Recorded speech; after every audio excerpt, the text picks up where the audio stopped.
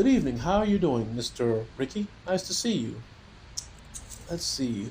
I'm going to take a look at my notes and see what's going on. And, ah, based on what you told my assistant, you need some some dating advice. Not relationship, but just dating advice. And what seems to be the problem? Your last date didn't go so well? Well, let's see what their notes say. When I was on my last date, ooh, when you were on your last date with someone, it was just you and her at first, but then all of a sudden her friends popped in, and so did her family.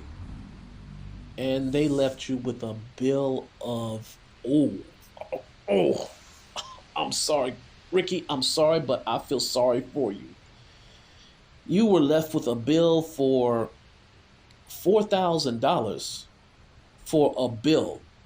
What were they ordering? Basically anything. Okay. Yep, you definitely need some dating advice when it comes to that, but I will give you my dating advice instead. That first one was a mistake. You didn't see it happening, and they just sprung it on you out of nowhere. And then I'm sure right when it came time to pay the bill, that's when you saw them leaving and they were taking some food to go home. Ah, they were. Okay. Well, I'm going to introduce you to my dating advice when it comes to me and dating. And trust me, these will guarantee you I guarantee you they will work. So, here we go. Dating tip number one. You're the man, as you know. You're asking her out on a date. So that means if you asked her out on a date, you're planning everything for that entire day. Even if it's not for the entire day, you're planning it out. You're going to plan where you're going to go, how much you're going to spend, and what you're going to do. And it doesn't have to be an expensive date, Ricky. It could be a simple date.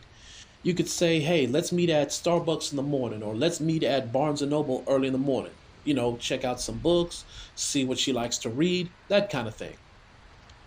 And get to know her too in the process. But that's dating tip number one. You're asking her out, you're planning everything. Dating tip number two, dress comfortable. Now, the reason why for the whole dress comfortable thing is because you want this person to feel relaxed. You want them to be at ease. She doesn't need to have her booty cheeks hanging out, and she doesn't need to have her mouth-watering melons out for you to think about. She needs to dress comfortable, and you need to be dressing comfortable too. Remember, the date doesn't have to be expensive. Now, some people will tell you right now, oh no, he's got to spend all this on me if he gonna get any of my cookie. Wrong, Ricky. This is just the first date. So you want to see what they're working with. And it's going to be a simple date. So you're not going to spend $400 here, $300 here just to show that you can dump a buttload of money on them. No, you're going to make it simple. But I'm getting a little off subject. Let's go back. First date, you're asking them out. Second rule, you want them to dress comfortably. Third rule, when it's you and that person on a date, absolutely no texting and no calling on the phone unless it is a family member only. Now, the reason for that is because the date's about you and her, not you, her, and her friends, and not you, her, and some guy she knew or something, or her, whatever's going on. It's called the date is about you and her. Now, if it's a family member, like if it's her brother, her sister, her mother, her father, or even if she has kids herself, then that's understandable. She needs to text those people. She needs to call and check in on those people. That I get. But if it's her friend, her homegirl, her homeboy, or some guy who she says, he's my brother, guess what? They can wait. The date's about you and her. Now, since you're the one asking her out on a date, you be sure to bring her a gift. And it doesn't have to be an expensive gift either. It could be a small little rose with a card on it. It could be a small little souvenir, something that she could just use throughout her daily basis. It's not an expensive gift. You're just getting her something to show her that, hey, before our date starts, let me give you something special. Now, let's go over the rules one more time. You're asking her out, you're planning it. 2, you want her to dress comfortable. 3, no friends, texting on the phone or calling her on the phone unless it is family only. 4, and this is the most important one that I would say you can remember more or less. When you're out on a date, ask her questions. Don't just sit there eyeballing how she would look if she was doing something for you in the bedroom. Ask her questions. Get to know her. See where her mind is. Same thing she would do with you. Ask you questions. See where your mind is at. What are your long-term goals? What are your short-term goals? And most importantly, if any of her friends or family members out of nowhere try to show up during your date, that's when you cut it all off. You automatically tell the person who you're buying the food from that, hey, this date's over with. I'm just going to pay for my stuff and I'm going.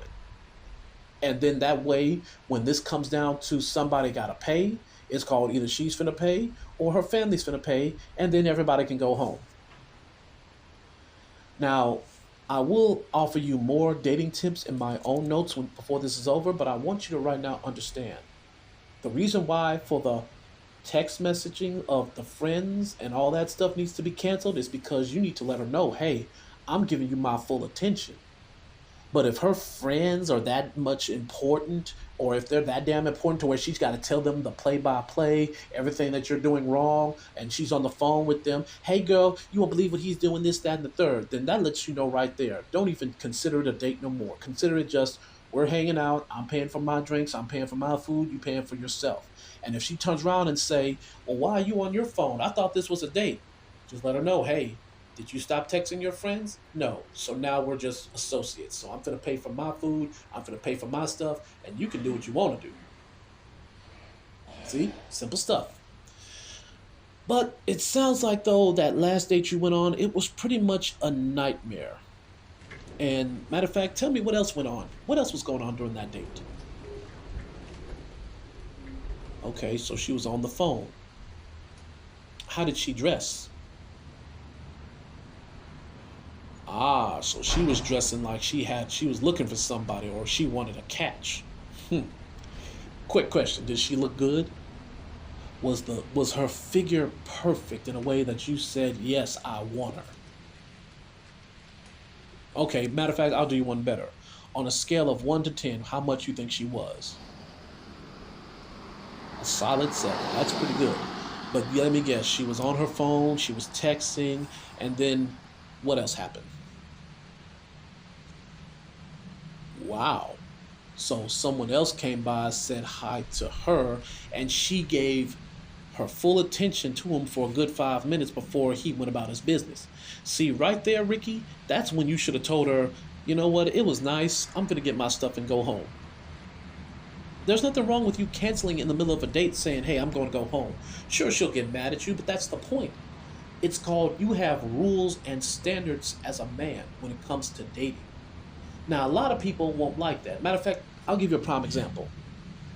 A long time ago, I gave a remark on the internet about what my rules are and what my standards are when it came to dating.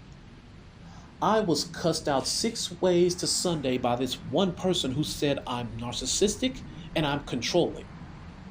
And I kept asking, how am I narcissistic? How am I controlling? She said that the fact that I have rules and standards and this is how I want things to go on our date, she said that I'm controlling a person and making them feel like they have to do things, they have to do everything my way. And she said, I feel so sorry for the young girls who have to put up with a narcissistic person like you. I hope she realizes that narcissistic person, I'm not. Because anytime I presented these rules to another woman, they had no problem with following them. They weren't on their phone texting their friends or family. And 2, the date wasn't even at nighttime. The date was during the daytime. I had maybe 1 date at nighttime, but the others, all of them, they were during the daytime hours. That way we're out in the open. That way it is at nighttime. And her friends, if her friends came by at any time, I would have gladly told them, okay, so your friends here, they're chilling with us. Okay, now we're just friends. We're not even on a date no more. But I understand what you went through, Ricky. It was annoying, it was painful, and the fact that you paid that much money for a dinner date, if I was there, I probably would have slapped the living daylights out of you, but I'm not. So I'm just letting you know right now. Do not ever let that happen again. I don't care what the situation is. I don't care how good the woman is because she showed you disrespect in two ways. The first way was she was on her phone the entire time. The second way she did it was another man came by and she was all in his face laughing and joking for a good amount of time before she gave it back to you. And then to top it all off, her friends and her own family showed up to that party and they ordered some stuff and you end up paying for it all. My only advice to you, Ricky, is do not ever, ever, ever, ever let that happen again. Because as a man, you need to have standards. And a lot of women, some of them in this day and age, they hate when they hear a man who has standards. No, it's not just standards alone, it's called self respect. You don't let a woman down you or downgrade you like that to where you'll tolerate anything she does to where you're basically a pushover. Or in my terms, you don't want to come off as a pussy. I'm sorry if I'm saying it like that to you, but I'm letting you know as from one man to another. Show a woman that you are not going to tolerate any form of disrespect. Show a woman that when it comes to your rules and your standards, that this is how it's going to be, or they don't have to worry about ever talking to you on any kind of level. And if they get mad at you and call you a narcissistic control freak, you're going to constantly ask them this one question: how? Because it seems like the main trigger I've seen when it comes to certain people is hearing the word rules, standards. And a lot of people hate hearing those words because it triggers them in a bad way.